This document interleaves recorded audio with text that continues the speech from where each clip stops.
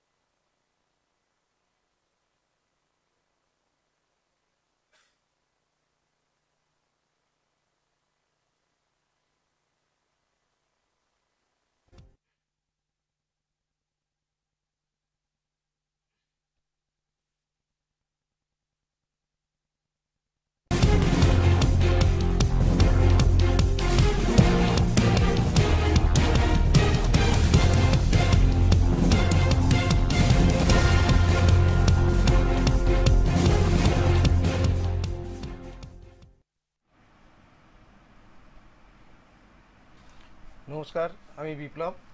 প্রতিদিনের মতন আজকেও সন্ধ্যে 7টায় এক্সপ্রেস অনলাইনে আমরা এসেছি।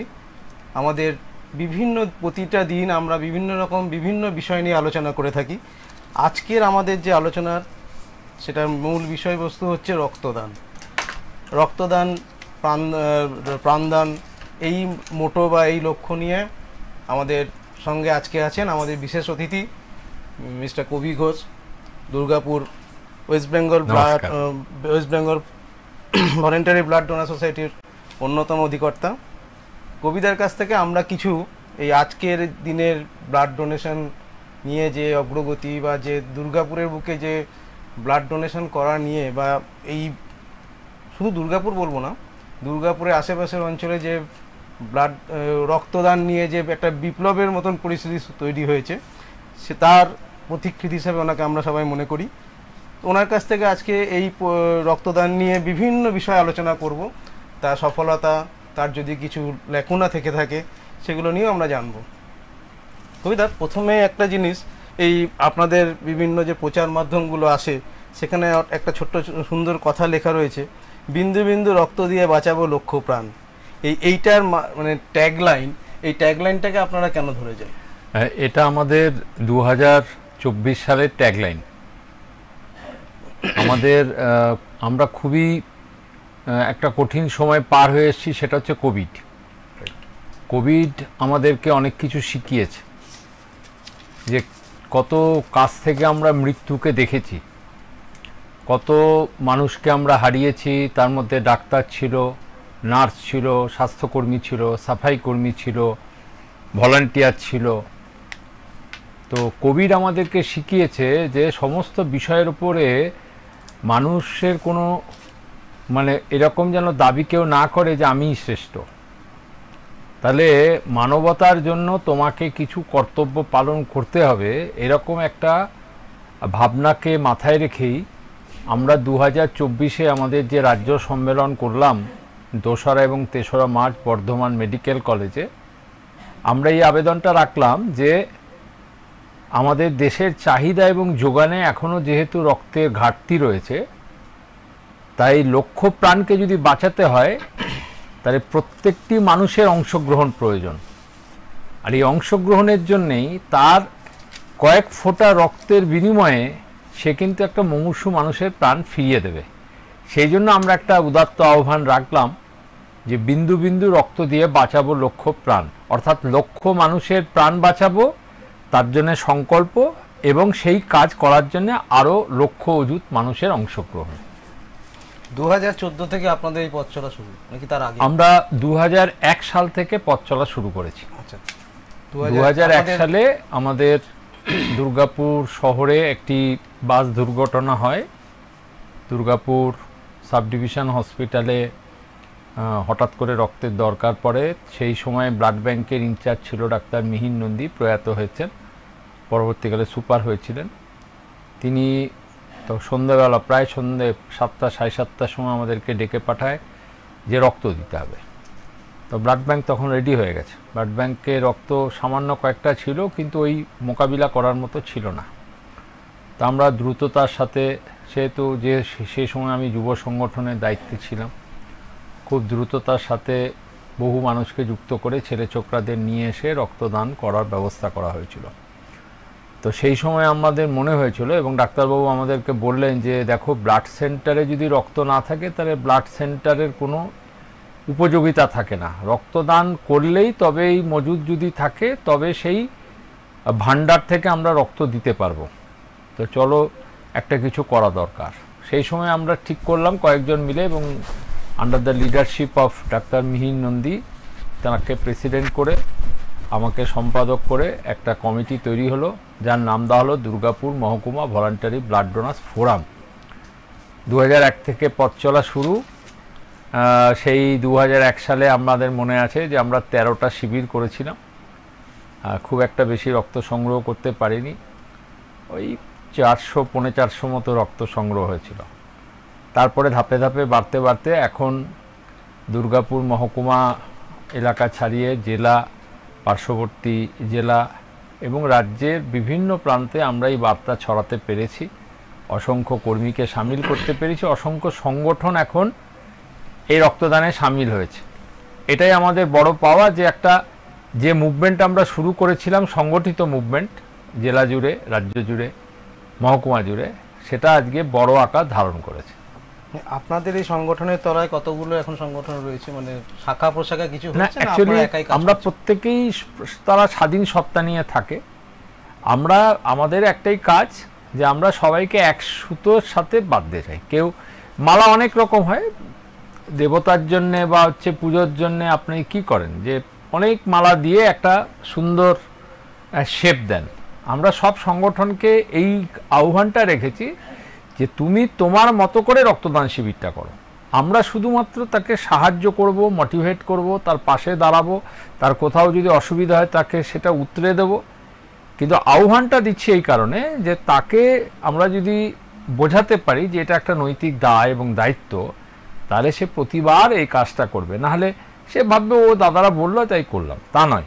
এটা যে তার কর্তব্য, এটা যে করা উচিত, এটা যে মহান কাজ এবং এই করলে মানুষের উপকার হয়, নিজের উপকার হয়, এই বোধটা জাগ্রত করার জন্য এখন গোটা রাজ্যে আমাদের এই নেটওয়ার্কিংয়ের সাথে যুক্ত হয়েছে প্রায় 1000-এর উপর অর্গানাইজেশন। মানে প্রতিদিন বাড়ছে। আমি গতকাল রায়গঞ্জ শহরে ছিলাম, তার আগের দিন মালদা শহরে ছিলাম, আগামী পরশুদিন বাঁকুড়া যাব, 11 তারিখে পুরুলিয়া যাব, 4 তারিখে বোলপুরে যাব। এটা বলার উদ্দেশ্যটা হলো যে সব জায়গাতেই এখন প্রত্যেকটি এলাকাতে যাতে রক্তের একটা ভাবনাকে সংগঠিত করতে পারি, যে যে জায়গায় আমরা এখনো পিছিয়ে আছি সেই জায়গায় একটু ধরে তাদেরকে বলা, এটা হচ্ছে মূল ভাবনা। এই যে বললেন না যে যে জায়গায় পিছিয়ে আছি, আপনার এই দীর্ঘদিনের পথ চলাতে আপনার মনে হয়েছে কি কোনোদিন আমাদের যে গ্রামাঞ্চল, যেটা ওখানে আমাদের প্রচুর ফাস্টিং দরকার লাগে, সেখান থেকে প্রচুর রুগীরা আমাদের এই শহরাঞ্চলের হসপিটালগুলোতে আসে, সেখানে রক্তদানের প্রচারটা কি সেই অর্থে হয়েছে, এগিয়েছে? দেখো, শহর গ্রাম বলে ভাগ করে লাভ নেই। আমাদের দেশে স্বাধীনতার 77 বছর প্রায় অতিক্রম করেছে, এখনও 1000 জনের মধ্যে মাত্র 8 জন 9 জন রক্তদান করে। আচ্ছা, সক্ষম মানুষ 18 থেকে 65 রক্ত দিতে পারে, তারা রক্ত যদি দেয় তাহলে জীবনে একবার বা দুবার রক্ত দিলে ভান্ডার পূর্ণ হয়ে যায়।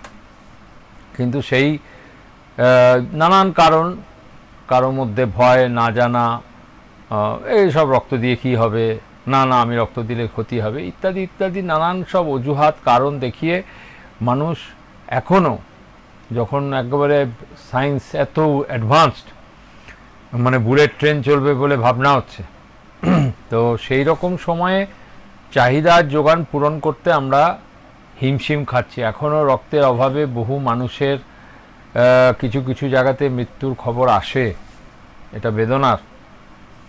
তো গ্রামাঞ্চল শহরাঞ্চল বলে বিষয়টা এইভাবে ভাগ করা ঠিক নয়। আমি বলবো যে শহরেও যেমন চাহিদা এবং পূরণের ক্ষেত্রে ঘাটতি আছে, গ্রামেও ঘাটতি আছে। আমাদের প্রচারটা নিরন্তর করতে হয়, কারণ দেখো, কেউ জন্মেই রক্তদাতা হয় না, তাকে রক্তদাতা করতে হয়, এবং সেই করার জন্যে আমরা স্কুল, কলেজ, ক্লাব, প্রতিষ্ঠান তাদের কাছে গিয়ে আবেদন করি, প্রচার করি, কিন্তু তুলনামূলক আমাদের প্রচারটা কম। এই যে তোমরা আমাদের এই অ্যাডভান্টেজটা দিলে, আমাদের সাথে এই বিষয়টা আলোচনা করছো, অনেক মানুষ দেখছেন, জানছেন, ফলে তার মধ্যে দিয়ে আমরা কিছুটা বার্তা পৌঁছে দিতে পারছি। এটা এক্সপ্রেস নিউজ আমাদের তার প্রতিষ্ঠা লগ্ন থেকে আজ পর্যন্ত প্রতি বছর এই কাজটা তারা করে। এর জন্য এক্সপ্রেস নিউজকে আমাদের কৃতজ্ঞতা, যে একেবারে নির্দিষ্টভাবে বছরে দুবার একেবারে মানে এই এক্সপ্রেস অনলাইনে প্রেজেন্ট সিচুয়েশানে কি করা উচিত, গ্রীষ্মকালীন সংকট কি করে মোকাবিলা করা উচিত না উচিত, কিভাবে রক্তদানে বাড়ানো উচিত। এবং আজকেও এক্সপ্রেস নিউজ তার কর্ণধার মদনদার জন্মদিন, আমাদের প্রিয় মদন সিং, তার জন্মদিন উদযাপন উপলক্ষে আমরা আজকে রক্তদান শিবিরে সামিল হয়েছিলাম এক্সপ্রেস নিউজের কার্যালয়ে। 38 জন রক্তদান করেছেন এবং সব ইয়ুথ, মানে ইয়ং ছেলে মেয়ে হই হই করে সে রক্ত দিয়েছে। 1-2 বাদ গেছে, তার শারীরিক এটা হয়ই স্বাভাবিক, আবার সে পরে রক্ত দেবে সক্ষম হয়ে। তো 38 জন রক্ত দিয়েছে। দুর্গাপুর মহকুমা হাসপাতাল 20 ইউনিট কালেকশন করেছে। আমাদের আনন্দলোক মেডিকেল সেন্টার তারা 18 ইউনিট নিয়েছে। এটা বলার উদ্দেশ্য হলো যে যদি আমার মনে সংকল্প থাকে যে আমি সঠিক অর্থে এই কাজটা করব, তাহলে ধারাবাহিকভাবে মদনদার জন্মদিনটা একটা উপলক্ষ মাত্র, কিন্তু একটা এক্সপ্রেস নিউজ পরিবার, তার সাথে যুক্ত, তার পরিধির সাথে যুক্ত মানুষরা এসে রক্তদান করছে এবং একসাথে এই যে রক্তদান করছে, হই হই করে গাছ লাগাচ্ছে, রক্তদান করছে, গাছ লাগাচ্ছে, গাছের চারা উপহার নিচ্ছে, বাড়িতে গিয়ে গাছ লাগাবে সংকল্প করছে। একদিকে জীবন বাঁচাবার কথা, একদিকে পরিবেশ বাঁচাবার কথা। এই যে দুটো আঙ্গিক, এটাই আমরা ছড়িয়ে দিতে চাই। এটার জন্যই সংগঠনের প্রয়োজন হয়, সংগঠনের বিস্তারের প্রয়োজন হয়। আমাদের আপনি একটা কথা খুব ভালো করে বলছিলেন যে এই প্রচারটা, মানে রক্তদান আরও এগিয়ে নিয়ে যাওয়ার জন্য জনমানুষের মধ্যে এর প্রভাব বা এর যে প্রয়োজনীয়তা সেটাকে তুলে ধরার জন্য স্কুল কলেজের প্রচারটা খুব দরকার। স্কুল কলেজে কি সেরকমভাবে তো আমাদের পাঠ্যপুস্তকে এটা সেরকমভাবে এখনও অবধি আমাদের যা শিক্ষার সিস্টেম তাতে এটা পাঠ্যপুস্তকে সেরকম করে আনা হয়নি। আপনারা কেমন করে আনতে চাইছেন বা আপনাদের কিভাবে আপনারা এগোন এই ব্যাপার নিয়ে যদি একটু বলেন। আমরা স্কুল কলেজে আমাদের নিজস্ব পাঠ্যক্রম আছে যে সচেতনতার জন্য। এর বাইরেও আমরা স্কুলের যে পাঠ্যসূচি যে যেমনভাবে পড়ায়, কারো হচ্ছে মাধ্যমিক বোর্ড, কারো উচ্চ মাধ্যমিক বোর্ড, কারো সিবিএসই, আইসিএসসি, আমরা ইউজিসির কাছে আবেদন করেছি সরকারগুলোর মাধ্যমে, এনবিটিসি মানে ন্যাশনাল ব্লাড ট্রান্সফিউশন কাউন্সিল এবং স্টেট ব্লাড ট্রান্সফিউশন কাউন্সিলের মাধ্যমে যে দেখুন, আপনারা শুধু বিজ্ঞানের বইয়ে একটু লিখে দিন, ক্লাস 7-এ, 6-এ, 9 পর্যন্ত, 10 পর্যন্ত প্রতি ধারাবাহিকভাবে লিখে দিন যে রক্তদান করলে শরীর ভালো হয়, রক্তদান করা উচিত, এইটুকু শুধু উল্লেখ করে দিন, তাহলেই কিন্তু কাজটা হয়ে যাবে। ধীরে ধীরে ধাপে ধাপে এসছে রক্ত কি, কেন রক্ত কেন প্রয়োজন, এসব তো এখন বিজ্ঞানের বইয়ে চলে এসছে। রক্তর প্রয়োজনীয়তাটা কি সবটা চলে এসছে। আমরা শুধু বলছি রক্তদান করুন এবং রক্তদান করলে শরীর ভালো থাকে, অন্য মানুষের প্রাণ বাঁচে। এই কথাগুলো মোটা দাগে যদি করে দেওয়া যায় তাহলে কাজটা আমাদের সহজ হবে। তাহলে ক্লাসে স্যার বা ম্যাডাম বলবেন, ব্যাখ্যা করবেন, ফলে কিছুটা আগ্রহ তৈরি হবে ছেলে মেয়েদের মধ্যে। তারপরে যখন পাড়ায় দেখবে যে একটা শিবির হচ্ছে বা দেখবে কোথাও বোর্ডে শিবির হচ্ছে, তখন তার মধ্যে একটু আগ্রহ জাগবে, যাই আমিও একটু দেই। আর আমাদের কলেজগুলোকে স্পেসিফিকভাবে আমরা টার্গেট করি যে কলেজে রক্তদান শিবির। কলেজে রক্তদান শিবির হলে হয় কি, জাস্ট 18 বছর পার হয়েছে, সব এসছে কলেজে, 18 থেকে আমাদের রক্তদানের এলিজিবিলিটি যে 18 বছরের ড্রাইভিং লাইসেন্স, 18 বছরের ভোট, 18 বছরের রক্তদান। এটা হচ্ছে আমাদের মূল ক্যাচ লাইন, যে তুমি 18 হলে তুমি তোমার জন্মদিন রক্তদান করে পালন করো, তুমি গাড়ির লাইসেন্সের জন্য অ্যাপ্লাই করো, আর তোমার ভোটাধিকার, গণতন্ত্র রক্ষার জন্য ভোটাধিকারের দরখাস্ত করো। তো সেই জন্য কলেজটাতে আমাদের গুরুত্বটা একটু বেশি থাকে। আর স্কুল কলেজে আমরা অ্যাওয়ারনেস করি, কখনো রুটিন দিই, কখনো এরকম আমাদের একটা হ্যান্ডবিল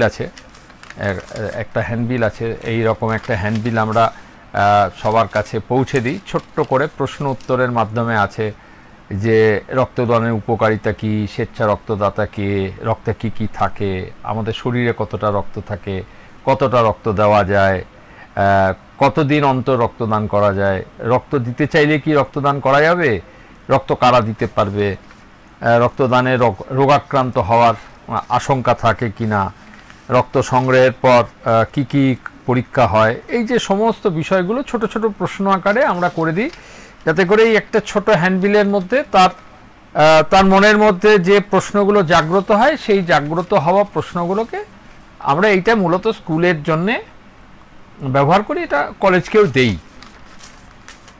আপনি রক্তদানের এই বিভিন্ন পয়েন্টগুলো তুলে ধরছিলেন, যদি একটু বিস্তারিত করেন যে রক্তদান মানে রক্তটা কারা দেবেন বা কতটা কোন এজ থেকে দিতে পারেন, বা দিলে কি কি এখনকার দিনে অবস্ট্রাকশন যদি কারোর মনে যদি থেকে থাকে সেগুলো যদি না থাকে, সে যদি একটুখানি আমাদের বিস্তারিত জানা। হ্যাঁ, এখন আমাদের দেশের যা সরকারি বিধি আছে তাতে 18 বছর বয়স থেকে 65 বছর বয়স পর্যন্ত মানুষ রক্তদান করতে পারে, ছেলে এবং মেয়ে উভয়ে। মূলত 18 থেকে 60 বছর পর্যন্ত সে রক্ত যদি নিয়মিত দেয় তবেই সে 65 মানে অর্থাৎ অন্তত 60 বছর বয়স পর্যন্ত যদি সে অন্তত একবারও রক্ত দিয়ে থাকে তাহলে সে 65 অবধি দিতে পারবে, কিন্তু 60-এর মধ্যে যদি রক্ত না দিয়ে থাকে তাহলে 60-এর পরে আর দিতে পারবে না। আচ্ছা, তাহলে পুরুষ এবং মহিলা উভয়ের ক্ষেত্রে, ছেলেদের ক্ষেত্রে 3 মাস অন্তর রক্ত দেওয়া যায়, মেয়েদের ক্ষেত্রে এখন নিয়ম হয়েছে যে 4 মাস অন্তর রক্ত দেওয়া যায়। সুস্থ সবল হতে হবে, শারীরিক কোনো অসুস্থতা থাকবে না, এটাই আমরা ধরে নিই।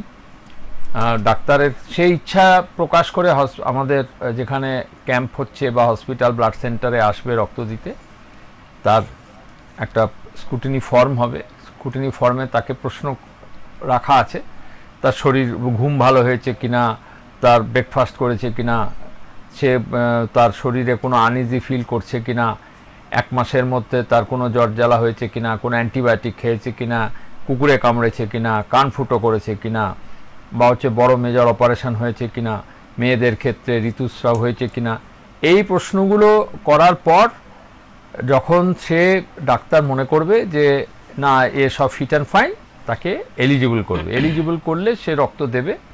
রক্ত দিতে 5-7 মিনিট লাগে। এটা সিঙ্গেল ব্যাগের ক্ষেত্রে এখন ইউজটা আমরা কমিয়ে দিচ্ছি, সেখানে ডবল ব্যাগের ক্ষেত্রে বা ট্রিপল ব্যাগের ক্ষেত্রে 50 কেজি এবং তদূর্ধ্ব ওজন যদি হয় তাহলে 350-450 ml রক্ত নেওয়া হয়, যা উদ্বৃত্ত রক্ত শরীরের, যেটা 21 দিনের মধ্যে জলীয় পদার্থ পূরণ হয়ে যায় আর তার হিমোগ্লোবিন কন্টেন্ট 1 মাসের মধ্যেই সুস্থ হয়ে যায়। তবু বিধি রাখা হয়েছে যাতে 3 মাস ছেলেদের এবং 4 মাস মেয়েদের রক্ত না দেওয়া হয়। একটা রক্তদান থেকে পরবর্তী রক্তদান 3 মাস ছেলেদের, 4 মাস মেয়েদের। এই বিধিগুলো করেছে এই কারণে যে একটা সিস্টেমের মধ্যে থাকলে, বিজ্ঞান ভিত্তিক বিষয় থাকলে সুবিধা হয়। এখন মূল বিষয় হলো যে রক্তদানের ভীতিটাকে এড়িয়ে মানুষকে এগিয়ে আসতে হবে। মানুষ আসছে, কিন্তু যে পরিমাণে আসা উচিত, যেভাবে আসা উচিত সেইভাবে কিন্তু এখনো মানে এত প্রচারের আঙিনা বাড়িয়েও ফেসবুক, টুইটার, ইনস্টাগ্রাম, পোস্টার, পদযাত্রা, মোটরসাইকেল র্যালি তোমাদের মাধ্যমে প্রচার, পেপারের মাধ্যমে প্রচার করেও আমাদের মনে হয়েছে যে জনসংখ্যার একটা বড় অংশকে আমরা টাচ করতে পারিনি। কিন্তু মনে রাখতে হবে যে টোটাল পপুলেশনের 1% কিন্তু তার রক্তর প্রয়োজনীয়তা পড়ে। পপুলেশনের 1%কে কিন্তু রক্তদানের প্রয়োজনীয়তা থাকে। ওই ক্যালকুলেশনের ভিত্তিতেই কিন্তু রক্তের চাহিদা মাপা হয়। মানে ধরো আমাদের কত রক্ত টার্গেট হবে, যে সাপোজ আমাদের অর্গানাইজেশন লাস্ট ইয়ারে সমস্ত জেলাতে 10,000 রক্ত সংগ্রহ করেছে, এবছর টার্গেট রাখা হয়েছে যে চলো তুমি 11,000 কালেক্ট করো। কেন করা হচ্ছে?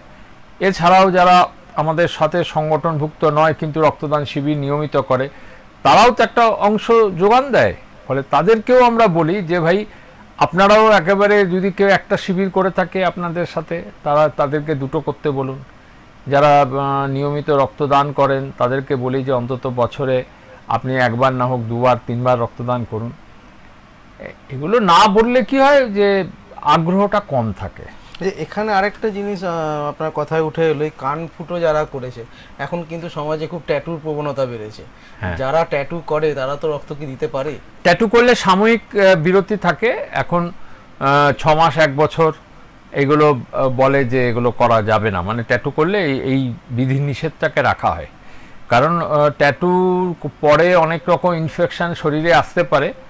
কোথায় সে করেছে, কেমনভাবে করেছে, এইচআইভি হচ্ছে প্রবণতা থাকতে পারে, সেই সব কারণে এই বিধিনিষেধটাকে করেছে। ট্যাটু 1 বছর পর তাকে দেখে নেওয়া হয়, তারপরে সে রক্ত দিতে পারে, কিন্তু ট্যাটু এই সদ্য করলে সে রক্ত দিতে পারবে না।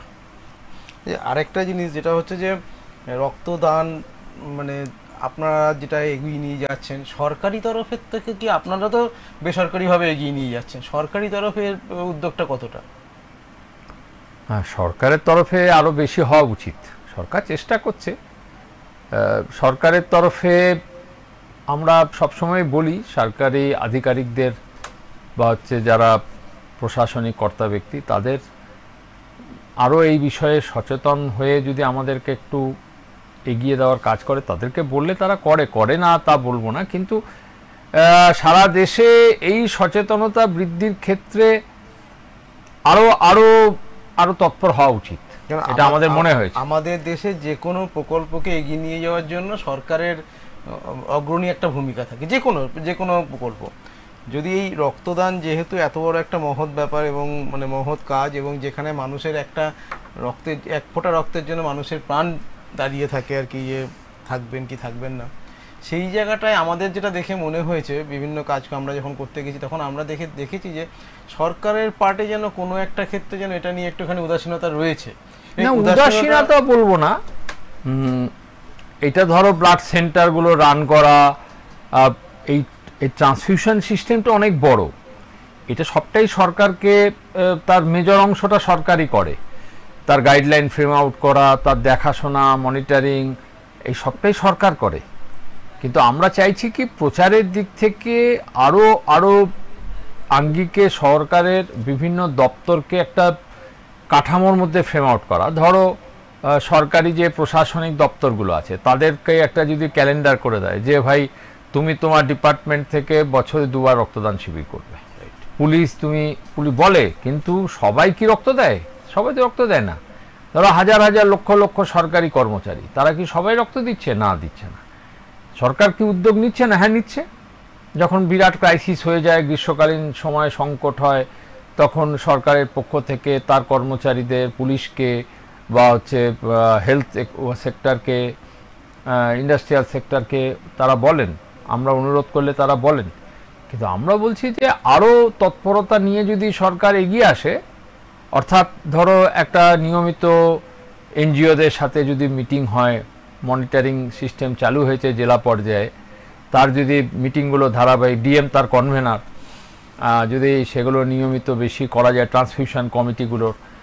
এছাড়া হচ্ছে যে ধরো বিভিন্ন ব্লাড সেন্টারে এই 14ই জুন আমাদের ওয়ার্ল্ড ব্লাড ডোনার ডেতে সেলিব্রেশন হয়েছে, যারা 25 বছর থেকে 74 বার, 25 বার থেকে 74 বার রক্ত দিয়েছে তাদেরকে সম্মান জ্ঞাপন করা হয়েছে। 75 থেকে 100-র ঊর্ধ্বে যারা আছে তাদেরকে স্বাস্থ্য ভবনে ডেকে সম্মান জ্ঞাপন করা হয়েছে। এটা আমরা সব দাবি করেছিলাম, সরকার সেটাকে মান্যতা দিয়েছে। আমি বলছি এটা খুব ব্যাপক আকারে করতে হবে, মানে যে একবার রক্তদান শিবির করেছে তাকেও ডেকে ভাই আপনি আরেকবার করুন, এই যে বলা, এই যে অনুরোধ করা, এই কাজটা কিন্তু প্রত্যেকটি ক্ষেত্রে যদি আমরা সবাই মিলে করতে পারি, এটার তারতম্য থাকে। এক একটা ব্লাড সেন্টারের ইনচার্জ বা যারা থাকে তাদের এক একজন খুব ভালো থাকে, তারা এটা খুব দায়িত্ব নিয়ে করে, ফলে সেই সব অঞ্চলে যেমন আমাদের নজরে আসে যে দেখতে পাই যে কিছু কিছু ব্লাড সেন্টারের আধিকারিকরা এই তৎপরতার সাথে এটা করছে, আবার কিছু কিছু জায়গায় দেখতে পাই যে এটা খুবই ঘাটতি রয়েছে, অসন্তোষ প্রকাশ করছে স্বেচ্ছাসেবীরা যে আমি ঠিকমতো আমাদের সাথে ব্যবহার করা হয় না, এই আমরা গিয়ে রক্তের ডিসপ্লে বোর্ড প্রপার থাকে না, আমাদের হচ্ছে যে ঘন্টার পর ঘন্টা রক্ত নেওয়ার জন্য দাঁড়িয়ে থাকতে হয়, রক্তদান শিবির করে কি হবে, চাইলে তো গিয়ে তো রক্ত পাই না।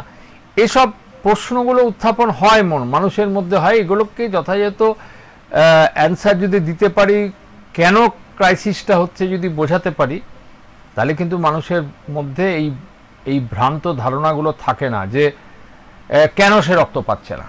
এটা তোমাকে আমি বলি যে মনে করো আজকে 20 ইউনিট রক্ত আমাদের মদনদার এখান থেকে কালেকশন হয়ে বিধাননগর হসপিটালে গেছে।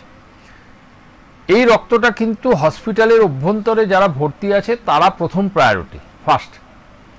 তারপরে ধরো থ্যালাসেমিয়া, ক্যান্সার এদের প্রায়োরিটি দেয়, তারপরে বাইরে নার্সিংহোম ইত্যাদি পাওয়ার সুযোগ আছে। এবার ধরো চাহিদা যদি 70 হয় আর তুমি পেলে 20, তাহলে একটা 50-এর গ্যাপ থেকেই যায়।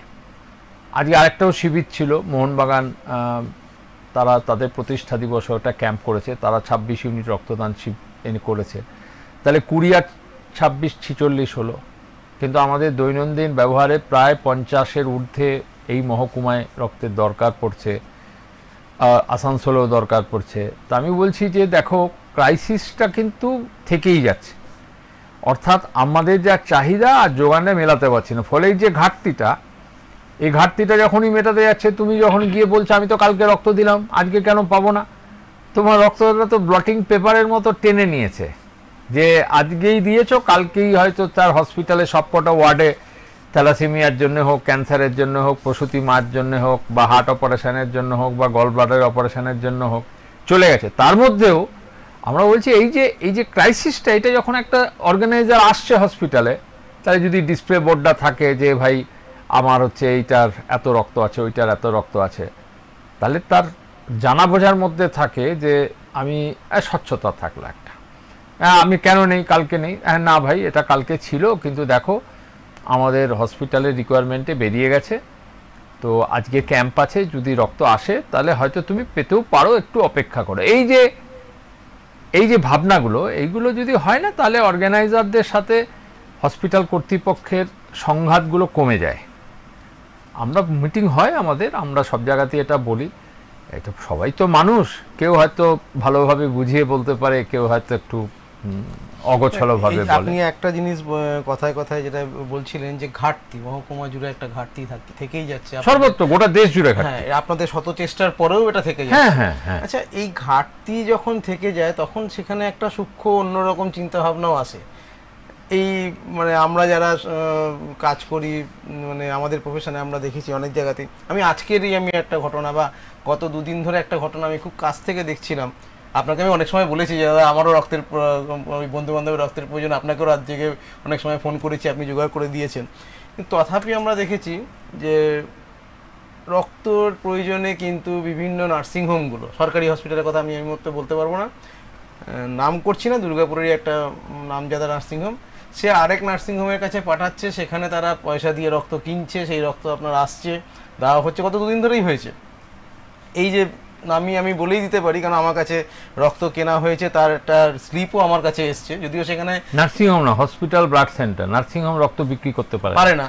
তো এবার ব্লাড সেন্টার হসপিটাল আছে, আমি নাম করেই বলছি, বিবেকানন্দ হসপিটাল আছে, গৌরীদেবী আছে, তারা 5000 টাকা রক্ত বিক্রি করেছে, এরকম আছে। তো এইটা কি কতটা ন্যায্য? এটা সরকারি বিধিনিষেধ আছে, বিধি আছে একটা, মানে এই যে বিক্রি করেছে তার কিন্তু রসিদ দিয়েছে তোমায়, দিয়েছে, রসিদ দিয়েছে, কিন্তু সেখানে ব্লাডের কথা কিন্তু লেখা নেই। কি লেখা আছে? জাস্ট একটা আপনার ওই ট্রান্সমিশন হয়েছে, মানে সে পেটিএম এই ওভার টু ফোনে সে পেমেন্ট করেছে, সেই রিসিপ্টটা আছে। না, সেটা তো হওয়া উচিত না। তোমার 2 রকমভাবে রক্ত পাওয়া যাবে, একটা হচ্ছে যে সরকারি হসপিটালে সরকারি কার্ড থাকলে তুমি ফ্রিতে রক্ত পাবে, যদি কার্ড না থাকে তাহলে 1050 টাকা তোমাকে পেমেন্ট করে রক্ত নিতে হবে, তার রসিদ তোমাকে দেবে, এবং কেন তুমি রসিদ দিল সেটা ব্যাখ্যা করা থাকবে। প্রাইভেট হসপিটাল বা সুপার স্পেশালিটি হসপিটাল, ব্লাড সেন্টারেও আমরা প্রায় সব হসপিটালেই এখন লড়াই করে কার্ড সিস্টেম চালু করেছি। কার্ডের এগেনস্টে বিবেকানন্দ এবং গৌরীদেবীতে উইদাউট এনি সার্ভিস চার্জেস তুমি রক্ত পাবে, রক্ত তার জন্য কোনো চার্জ সে করবে না। আর অন্যান্য হসপিটালগুলোতে একটা প্রসেসিং চার্জ এখনও নিচ্ছে, সেটা যাতে ওয়েভ হয় সেটা আমরা দেখছি কার্ড দেওয়ার পরও। এর বাইরেও গভর্নমেন্টের একটা রেট বাধা আছে, যে পিআরবিসি কত টাকার দাম কত, এফএফপির দাম কত, প্লেটলেটের দাম কত। যদি তোমার গোচরে এসে থাকে যে দাম বেশি নেওয়া হয়েছে, তুমি রসিদটা দেখবে, যে জিনিস প্রোডাক্ট কেনা হয়েছে তার যথাযথ যদি রসিদ না থাকে, তুমি মেডিকেল বোর্ডের কাছে, কিন্তু এখন তুমি জানো যে আমাদের প্রত্যেকটি রাজ্যে এই সংক্রান্ত অভিযোগের সেল তৈরি হয়েছে, তুমি রসিদের কপি দিয়ে এই আবেদন করতে পারো এবং এর অ্যাকশন হয়ে যাবে, এবং আমাদেরকেও জানাতে পারো, আমরা বিষয়টা তদারকি করতে পারি। এই সব কারণে কিন্তু মানুষের মধ্যে একটা ক্ষোভ তৈরি হয় যে কেন আমাকে এত টাকা দিয়ে রক্ত কিনতে হবে? আসলে সরকারি আর বেসরকারি ক্ষেত্রে একটা তারতম্য থেকে যায় কেন, সরকারের ক্ষেত্রে এই যে একটা বিরাট পরিমাণ টাকা কিন্তু সরকার ভর্তুকি দেয় ব্লাড ব্যাগ বা হচ্ছে ব্লাডের পরিকাঠামো, কিন্তু বেসরকারি ক্ষেত্রে তো এটা হয় না। ফলে তাদের যে ব্যাগ কেনা ইত্যাদি, তাদের প্রসেসিং ইত্যাদির জন্য খরচটা তারা নেয়, এবং সেই নেওয়ার জন্যে কিন্তু একটা বিধি সরকার থেকে করে দিয়েছে। ন্যাশনাল ব্লাড ট্রান্সফিউশন কাউন্সিল তারা কিন্তু একটা চার্ট তৈরি করে জানিয়ে দিয়েছে যে কোনটা প্রোডাক্টের কত দাম হবে। তো তার বাইরে যদি কেউ নেয়, এটা তো অন্যায়, অন্যায়কে অন্যায় বলতে হবে। এবং এই ক্ষেত্রে মানুষ জানবে কি করে যে কোনটার জন্য কত দাম? না, বোর্ড টানানো থাকবে, তোমাকে রসিদ দেবে। হ্যাঁ, তোমাকে রসিদ দেবে, তুমি রসিদ ভেরিফাই গুগলে করে নিতে পারবে। এটা ওপেন প্ল্যাটফর্মে দেওয়া? হ্যাঁ, ওপেন প্ল্যাটফর্মে দেওয়া আছে যে কোনটার কত দাম। যদি তোমার মনে হয় যে এটা বেশি নিয়েছে কি কম নিয়েছে, তুমি আমাকে কপি বলবে, আমি তোমাকে জাস্টিফাই করে দেবো। এবং শুধু আমি নয়, এর জন্যে তুমি যে কোনো হেল্পলাইনে, যে কোনো ব্লাড সেন্টারের বা যে কোনো সিএমএইচ এর কাছেও তুমি তোমার দরখাস্ত করতে পারো। তাহলে সাধারণ মানুষের কাছে এটা একটা বড় জিনিস যে যদি ব্লাড প্রয়োজনে, যদি রক্তের প্রয়োজনে অনেক সময় মানুষকে কিনতে তো হয় যে অন্যান্য ব্লাড সেন্টারে, হ্যাঁ, মানুষ যেন তার সঠিক দামে যেন দেয়, সঠিক দামে, এবং রসিদটা যেন নেয়, মানে যেখান থেকে নিচ্ছে তার কাছ থেকে যেন রসিদটা নেয়। এবং যদি কোনো রকম যদি মনে হয় যে সেখানে কিছু দামের ফারাক হয়েছে নির্ধারিত মূল্যের চেয়ে বেশি, তাহলে সঙ্গে সে তখন সিএমএইচ এর কাছে সে আবেদন করতেই পারে রেকটিফিকেশন। আমার মনে হচ্ছে, আমার যেটা মনে হয় আমাদের দর্শকদের কাছে এটা একটা বিরাট বড় পাওনা, এটা সবাই জানে না এবং জানানো খুব দরকার ছিল। আপনার মতন একজনের কাছ থেকে এই বিষয়ে জানাটা খুব আমাদের উপকার। আচ্ছা, আরেকটা জিনিস হচ্ছে যে আমি যেটা জানতে চাইছি যে আমরা অলরেডি আমরা একটা ফেস্টিভ সিজনের মধ্যে চলে এসেছি, আগামী কয়েকদিন পরে আমাদের মানে শারদীয়া উৎসব। শারদীয়া উৎসবের সময় আপনাদের কি পরিকল্পনা? শারদীয়া উৎসবের সময় করা যায় কিছু? তো আমরা সমস্ত জায়গাতে সরকারের কাছে আবেদন করেছি যে এখন তো সব বিভিন্ন পুজো কমিটিগুলোকে সরকার অনুদান দেয় পুজো করার জন্যে, তো তাদের তো লাইসেন্স নিতে হয়। তাহলে সেই পুজো কমিটিগুলোও যাতে রক্তদান শিবির করে এটা বলার জন্য বলেছি। আমরা আবেদন করেছি যে যারা পারমিশন দেয় তারা যদি বলে দেয় পুজো কমিটিগুলোকে যে একটা অন্তত আবেদনমূলক পোস্টার, ব্যানার বড় করে যদি রাখে যে রক্তদান করা উচিত, রক্তদান শিবির করুন, মানবতার পাশে দাঁড়ান, তাহলেও একটা পুজো প্যান্ডেলগুলোতে ক্যাম্পেন হয়। এর বাইরে আমরা সমস্ত ক্লাব অর্গানাইজেশনগুলোকে বলছি পুজোর সময় যাতে মানুষ শান্তিতে ঘুরতে পারে, দেখতে পারে, রাফ ড্রাইভ না হয়, মদ খেয়ে গাড়ি না চালায়, এসবের মধ্যেও কিছু অ্যাক্সিডেন্ট হয়ে যায়। তো সেই জন্যে বাফার স্টক হিসেবে আমরা পুজোর আগ পর্যন্ত একেবারে ষষ্ঠীর দিন পর্যন্ত নিয়মিতভাবে রক্তদান শিবির করে ভান্ডারগুলোকে পূর্ণ রাখার চেষ্টা করি। আর প্রত্যেকটি অর্গানাইজারদেরকে আমরা বলি, রিকোয়েস্ট করি যে কিছু অন্তত ডোনারকে মজুত রাখুন, যাতে হঠাৎ করে যদি কোনো বিপদ ঘনীভূত হয় কোনো দুর্ঘটনার জন্যে, তাহলে অন্তত যাতে রক্ত যদি সংকট হয় তাহলে যেন আমরা সমস্ত রক্তদাতা সংগঠনগুলো একত্রিতভাবে সেই দুর্যোগটাকে মোকাবিলা করতে পারি।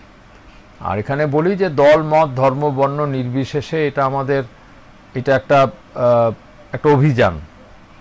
এখানে অনেকেই এসব গন্ধটন্ধ শোকে, কেউ কেউ এসব ভালোবাসে এসব খুঁজতে, কিন্তু এই রাজনীতি, ধর্ম, বর্ণ সাথে রক্তদানকে দয়া করে কেউ মেলাবেন না। রক্তদান রক্তদান, রক্তদান জীবনদান, রক্তদান হৃদয়ের দান, রক্তদান পুণ্যদান, রক্তদান শ্রেষ্ঠ দান।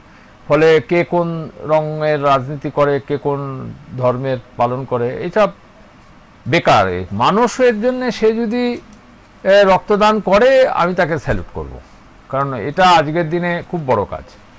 ফলে আমরা দেখবেন, আমরা সব দেখাই ছবি যে রাজনৈতিকরা রক্ত দিচ্ছে, আমাদের ধর্মগুরুরা রক্ত দিচ্ছে, মৌলবীরা রক্ত দিচ্ছে, ক্রিকেটাররা রক্ত দিচ্ছে। এটা দেখানোর অর্থ কি? যে যে পেশাকে ভালোবাসে চলো ভাই তাতে সামিল হই।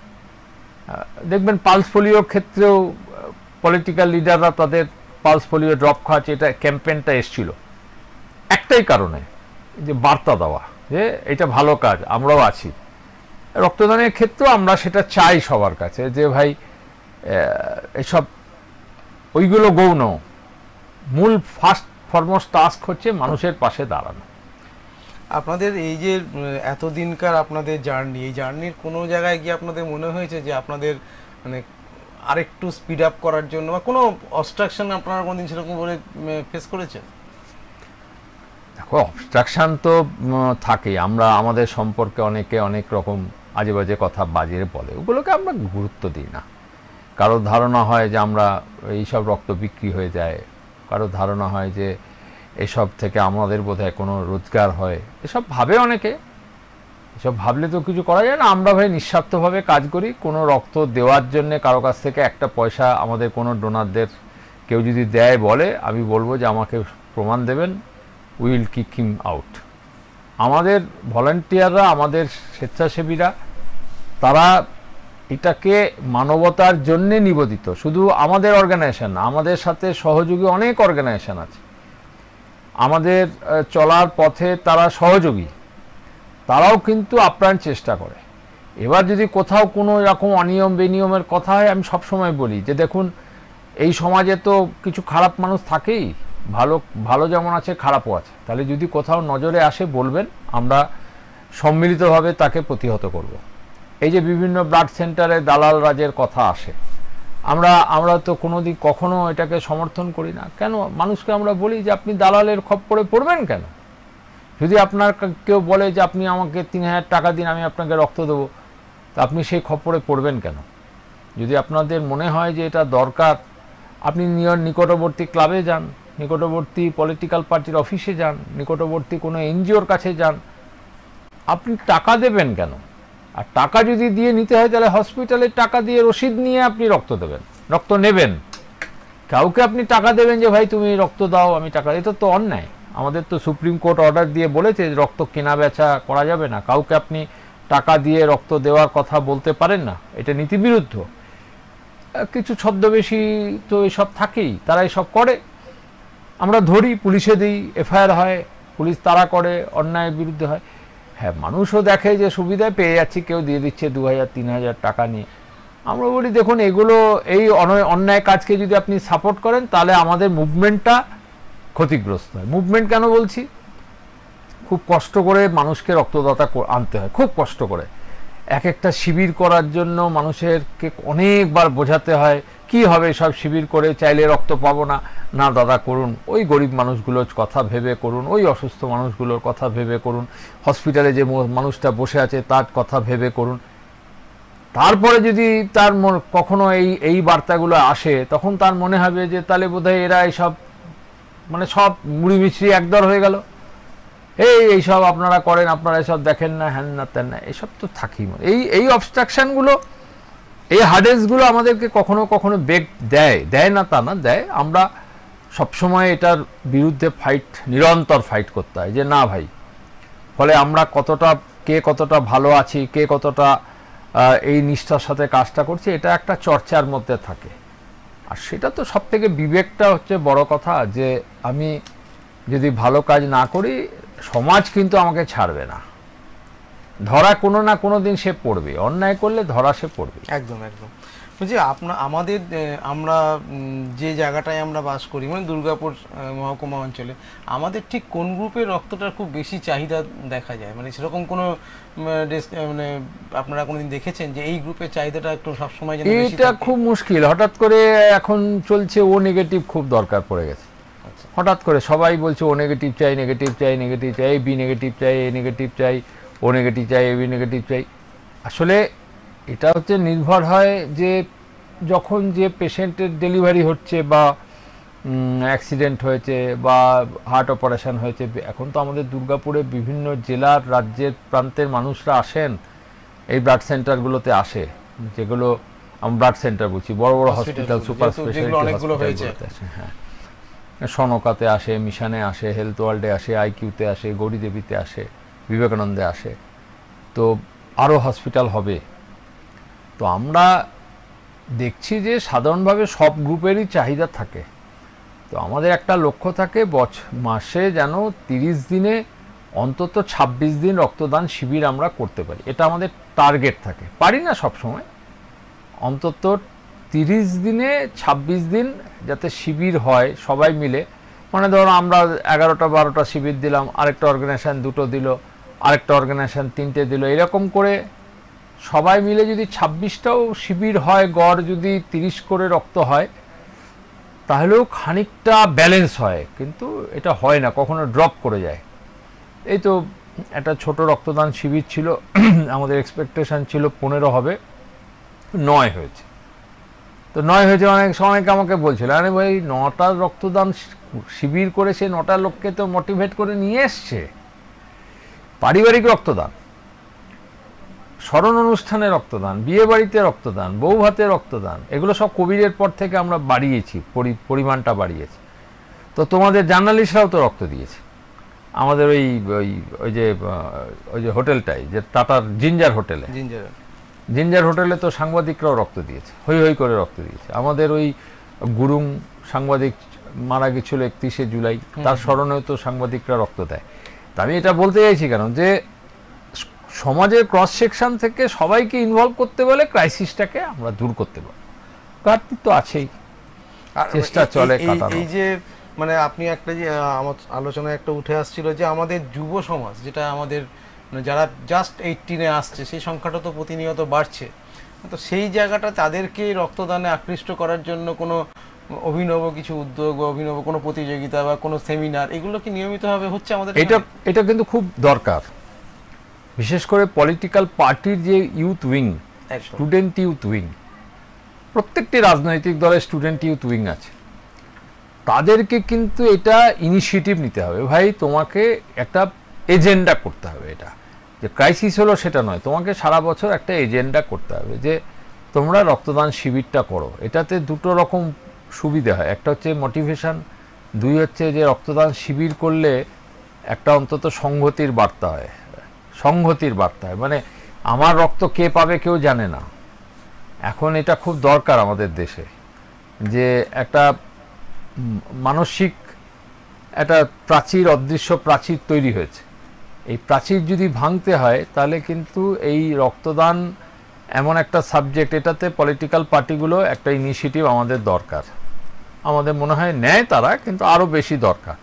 2 হচ্ছে একটা সোশ্যাল অর্গানাইজেশন যারা, তাদেরও একটা উইল থাকতে হবে যে তাদের মেম্বারদেরকে তারা বলবে, যে ফ্যামিলি দিয়ে মেম্বারদেরকে বলবে যে ভাই তুমি রক্তদানে এগিয়ে এসো। যে ধরো রবীন্দ্রনাথের জন্মদিনে রক্তদান, নজরুলের জন্মদিনে রক্তদান, এগুলোকে কিন্তু আমরা প্রমোট করছি। গ্রুপ হাউজিংয়ে রক্তদান বা হচ্ছে ফ্যাক্টরিতে রক্তদান, আমাদের দুর্গাপুরে এই যে SRMB, SPS, আমাদের ABL, তারপরে LNT, বাস্কোপাতে ওই যে সার কারখানা ম্যাটিক্স, তারপরে হচ্ছে EPIP-তে যারা কার্বন তৈরি করে, কার্বন ডাস্ট, ক্যালিড্রা, তারাও কিন্তু রক্তদান শিবির করছে। আমি বলার উদ্দেশ্য হচ্ছে যে যারা এখনো অনেক প্রতিষ্ঠান আছে যারা যদি মনে করে যে তাদের কর্মচারীদের দিয়ে একটা শিবির করাবে, তাহলে কিন্তু আমরা অনেকটা রক্ত পেয়ে যাব। এটা যদি হয় তাহলে সুবিধা হবে। যেটা তুমি বললে, এই সোশ্যাল রেসপন্সিবিলিটিটা আমাদের এইখানে ওই তোমার এই যে বাস্কোপাতে অনেক কটা ইন্ডাস্ট্রিয়াল প্লট আছে যারা ইতিমধ্যে শিবির করছে, নিওমেটালিক শিবির করছে, আশীর্বাদ পাইপ শিবির করছে। আমি বলবো যে আরো বাড়িয়ে দিন, তাহলে কাজটা এভাবে। ওয়ার্কার তো একটা কনসলিডেটেড ওয়ার্কার থাকছে, হই হই করে যদি ওয়ার্কাররা রক্ত দেয়, সাংগঠনিকভাবে যদি ইউনিয়ন যদি একটু ইনিশিয়েটিভ নেয়, সাংগঠনিকভাবে, তাহলে আমাদের সুবিধা হয়। রাজনৈতিক দলগুলো নিশ্চয়ই ব্যাপারে যথেষ্ট ওয়াকিবহাল, তারাও নিশ্চয়ই আপনাদের যথেষ্ট সাহায্য করে থাকে। রাজনৈতিক দল তো অবশ্যই তাদের ক্যাম্প করে, আমরা বলছি আরেকটু বাড়াতে হবে, তাহলে কাজটা আমাদের সহজ হয়ে যায়। কারণ তাদের একটা কমান্ড থাকে যে তাদের দলীয় কর্মীদের প্রতি বা তাদের সমর্থকদের প্রতি। সেজন্য আমরা সব পলিটিক্যাল পার্টির নেতৃত্বকে আমরা চিঠি দিই, বলি, দেখা করি, কথা বলি, বিভিন্ন প্রতিষ্ঠানে গিয়ে কথা বলি, রামকৃষ্ণ মিশনে কথা বলি, ভারত সেবাশ্রমে কথা বলি, আমাদের মাইনরিটি পিপুলদের কাছে গিয়ে কথা বলি যে করুন কিছু একটা করুন, একটা হেল্প করুন। আমাদের শহরের চারপাশে মানে আপনার ওই বিভিন্ন আমাদের কিন্তু আধা সামরিক বাহিনীর বা তাদের এই আমাদের সুরক্ষা বাহিনীর কিন্তু ক্যাম্প আছে, তাদের কাছ থেকে আপনারা ঠিক মতন এই সহযোগিতা পান? আমরা পানাগড় বেসেও ক্যাম্প শুরু করেছি, এয়ারফোর্সে, তারপর হচ্ছে যে এখানে আমাদের সিআরপিএফও ক্যাম্প করছে, সিআইএসএফও ক্যাম্প করছে। কিন্তু আমি আবার বলি কথাটা যে এটা একটা ইনস্ট্রাকশন ওপর থেকে থাকলে না, মানে এরা খুব রেজিমেন্টেড। এবার যদি ওপর থেকে ইনস্ট্রাকশন চলে আসে তাহলে তারা কিন্তু প্রতি সিকোয়েন্সে 3 মাস অন্তর শিবিরটা করবে, এইরকম সিদ্ধান্ত সরকারের পক্ষ থেকে কিন্তু নেই। আচ্ছা, এটা আমরা গিয়ে গিয়ে বলি যে স্যার, কমান্ড্যান্ট স্যারকে বললাম, তিনি বললেন হ্যাঁ এ তো করনাই পড়েগা, তো এটা হওয়া উচিত, তিনি অর্গানাইজ করে দিলেন। বছরে অন্তত একটা হলো। আমরা বলছি যে প্রচুর তো তার এমপ্লয়ি, স্টাফ, সোলজার থাকছে সব, তাহলে তারা যদি বছরে 3টে ক্যাম্প করে, প্রত্যেকটি ক্যাম্পে গড় 50 করে হলেও একটা ক্যাম্পে 50 করে পেলে 4টে ক্যাম্পে 200 পেয়ে যাব। এটা আমি ভাবতে বলছি, এটা কনসিডারেশনে নেওয়া দরকার। আমরা প্রায় শেষের দিকে চলে এসেছি। আপনার আজকে আমাদের মদনদার জন্মদিন ছিল, সকালে সেখানে আমাদের ব্লাড ডোনেশন ক্যাম্পও ছিল, 38 জন সেখানে রক্ত দিয়েছেন, আপনারই তত্ত্বাবধান ছিল সেখানে। সকাল থেকে একটা কর্মযজ্ঞ শুরু হয়েছিল, সন্ধ্যেবেলায় আপনাকে সামনে পেয়ে আপনার সঙ্গে এই বিষয়ে বিভিন্ন কিছু জানার পর মাধ্যম দিয়ে আমাদের এই পুরো আজকে সেগমেন্টটা আমরা চেষ্টা করলাম একটা সুন্দর জায়গায় নিয়ে যাওয়ার এবং শেষ করার। আপনাকে আমাদের এখানে আসার জন্য অশেষ ধন্যবাদ। আগামী দিনে আপনার সঙ্গে আবার আমরা বসবো, আরও অনেক কিছু জানবো আপনার কাছ থেকে। আজকে এই পর্যন্ত। ঠিক, থ্যাংক ইউ। এক্সপ্রেস নিউজকেও ধন্যবাদ।